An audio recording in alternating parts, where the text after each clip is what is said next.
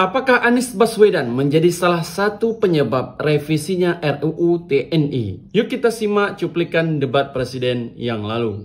Apa yang dikerjakan dalam mempertahankan sistem cyber kita? Mohon tenang. Justru di situ letak problemnya. Pertanyaan Anies Baswedan, apa yang sudah dilakukan oleh Menteri Pertahanan kepada Prabowo semenjak ia menjabat di Menteri Pertahanan? Maka, seandainya Prabowo menjawab tidak ada yang dilakukan di dalam Menteri Pertahanan terkait penanganan cyber di Indonesia, maka itu tidak bisa disalahkan kepada Prabowo karena memang undang-undang tidak menginstruksikan terhadap hal tersebut. Maka, kalau pertanyaan Anies Baswedan di debat itu relate dengan zaman sekarang, maka cocoklah penambahan 2 tugas tambahan bagi TNI dalam UU revisi ini. Ini khusus kita bahas pada pasal 7 huruf B, yaitu ada penambahan 2 tugas bagi TNI.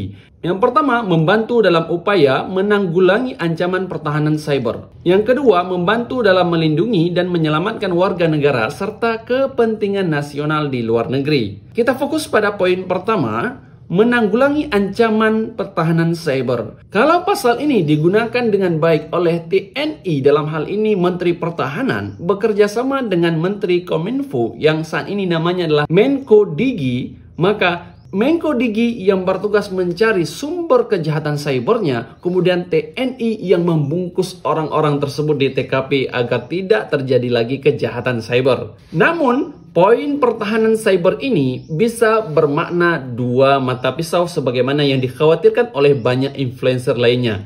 Yaitu mata keduanya delik ancaman cyber dari komentar atau kritik-kritik para influencer yang tidak senang dengan pemerintahan. Maka itu dianggap bahaya cyber bagi negara. Siapa yang tahu? Kekhawatiran itu bukan hanya halu biasa. Itu terbukti pada draft perubahan tentang Undang-Undang Penyiaran, yaitu Komisi Penyiaran Indonesia, terkait harus adanya verifikasi konten kita, yang seperti mana konten ini kepada KPI sebelum kita upload. Itu sangat sulit sekali. Kalau tidak cocok menurut mereka, maka konten kita tidak bisa diupload dan tidak bisa dipublis. Dan kalau seandainya sudah kita publis, kalau itu dianggap kejahatan cyber, bisa dihapus secara satu pihak oleh pemerintah dalam hal ini dengan mempertahankan cyber. Kan lucu kan?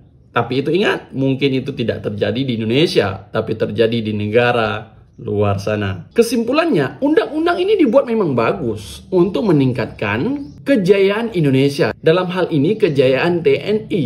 Dan masih banyak pasal-pasal lain yang dibahas di dalam undang-undang ini. Namun kalau revisi undang-undang ini digunakan untuk menyeret lawan politiknya yang tidak senang dengan pemerintah, maka itu bahaya sekali. Bagaimana pendapat kamu? Tulis di kolom komentar. Jangan lupa follow, tinggalkan like, dan juga simpan video ini siapa tahu bermanfaat. Salam rakyat biasa.